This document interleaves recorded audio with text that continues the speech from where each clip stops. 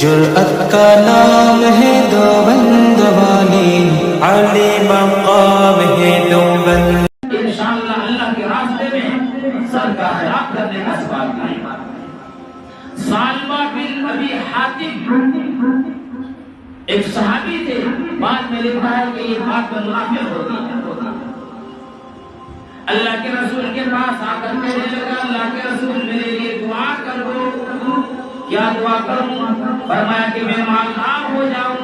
میری بھی تمنا ہے، لوگ جہاد میں پیسے دیتے ہیں میں بھی دوں، خیرات میں دوں، صدقہ کروں، غریبوں میں دوں، مساکینوں کو دوں، ہر وقت میں بھی اللہ کے راستے میں خرچہ کروں۔ لوگ جنت خرید رہے ہیں،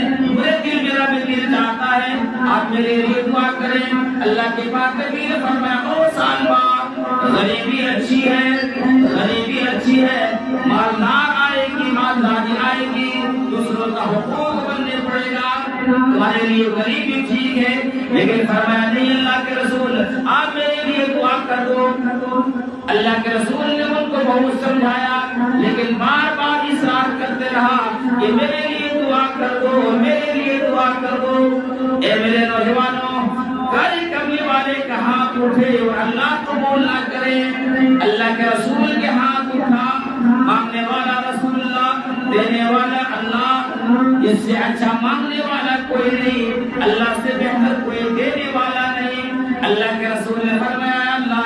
یہ غریب ہے، یہ سالمہ ہے، یہ مالدار ہونے چاہتا ہے، اسے مالدار بنا دے۔ حدیثوں کی کتابوں کے اندر آیا ہے میرے دوستو، یہ سالمہ کے پاس 2-4 بکری تھی، بکری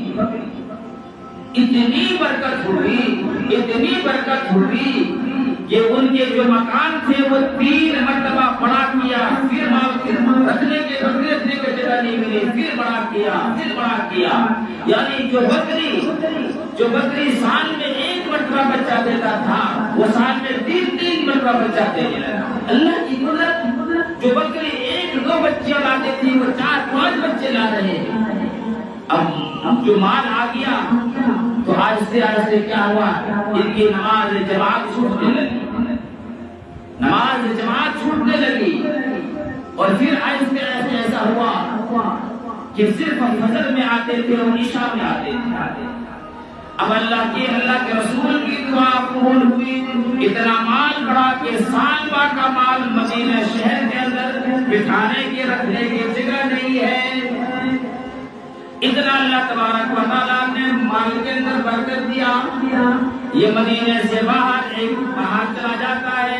اور وہاں رہنے لگا، نماز جماعت چھوٹ گئی، نماز بھی چھوٹ گئی، اب صرف جمعہ کے اندر آنے لگے، صرف جمعہ پڑھنے لگے۔ میرے پیارے بھائیوں، 1 سال گزر گیا، زکات کا 1 سال گزر گیا، جب زکات کا مسئلہ لینے کے موقع پر آئے، اللہ کے رسول نے ایک خط بھیجا سالمہ کے نام پر کہ جاؤ، اس میں کوئی بڑی تمنا تھی کہ میں بھی اللہ کے راستے میں زکات دوں گا، میں بھی اللہ کے راستے میں خیرات کروں گا، سالمہ کے پاس جانا، یہ میرا چٹھی دکھانا، یہ میرا لیٹر دکھانا، اور اس سے بھی اتنا مال لینا۔ اللہ اکبر، چٹھی بھیجنے والا کون؟ کسی وزیر، کسی فقیر، کسی بادشاہ، کسی گورنر کی نہیں، رحمت للعالمین، نبیوں کے سردار جناب محمد عربی صلی اللہ علیہ وسلم کا چٹھی لے کر دیا ہو اور فرمایا تمہارے مال کا زکات دو۔ میرے نوجوانوں، جب انہوں نے اللہ کے رسول کی چٹھی کو دیکھا تو اپنے زبان سے کہنے لگا تم کب سے انتظار تھے کہ میرے 4 بکریاں ہوگا اور میں ان کا جا کے زکات دوں، ہمارے اوپر بھی ٹیکس لگ گیا۔ یاد رکھنا، اگر کوئی انسان زکات کو ٹیکس سے کہتا ہے یہ بھی کفریہ کلام ہے۔ زکات کوئی ٹیکس نہیں ہے۔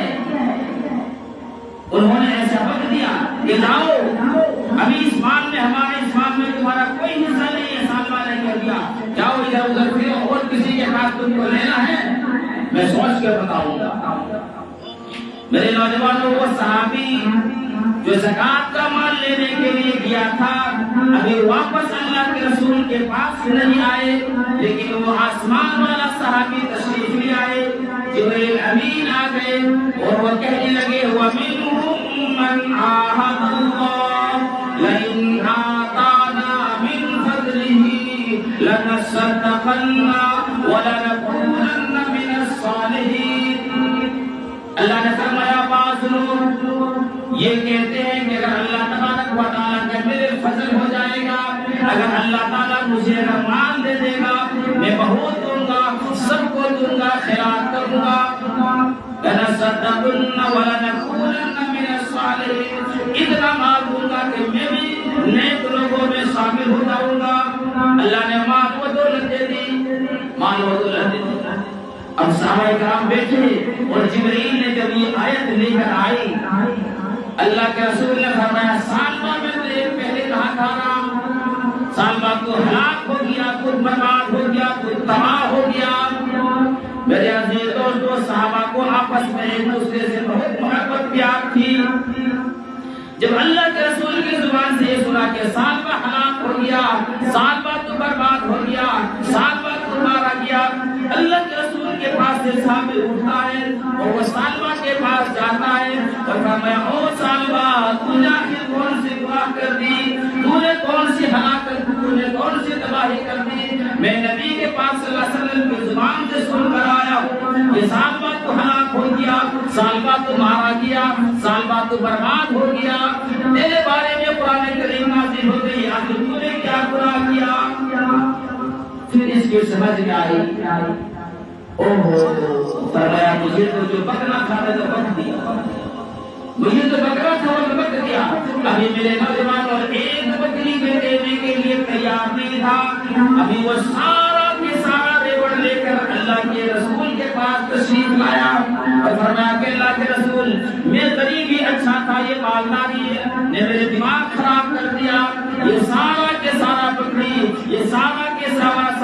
سارا ریوڑ میں آپ کو دیتا ہوں، قبول فرما لیں۔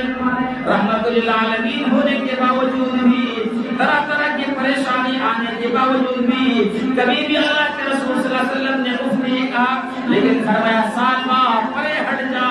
تمہاری بکری کا ایک بچہ بھی لینے کے لیے میرے اللہ نے مجھے منع کر دیا۔ کیوں؟ ایک ہوتا ہے غفلت، ایک ہوتا ہے جو شروع میں کہا ایک مال رہنے کے باوجود بھی نہ دے،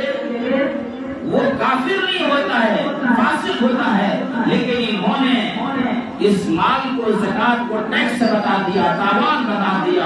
اللہ کی حکم کو انہوں نے تاوان بتا دیا، اس لیے اللہ تبارک و تعالیٰ نے اس کا ایک مال لینے سے انکار کر دیا اور قرآن کریم اس کے اوپر نازل ہوا۔ جو میں آیت کریمہ تلاوت کی ہوں اس کا شان نزول یہی ہے۔ ابو بکر صدیق رضی اللہ تعالیٰ عنہ اللہ کے رسول دنیا سے پردہ فرما جانے کے بعد ابو بکر صدیق رضی اللہ تعالیٰ عنہ کی خلافت میں یہ سارا کے سارا بکریاں لے کر آیا، فرمایا کہ ابو بکر میرے بکری کو قبول کر لے، فرمایا اللہ کے رسول نے قبول نہیں کیا تو میں کیسے قبول کی کروں گا؟ تمہارے تباہی کے بارے میں قرآن نازل ہو گیا ہے، مجھے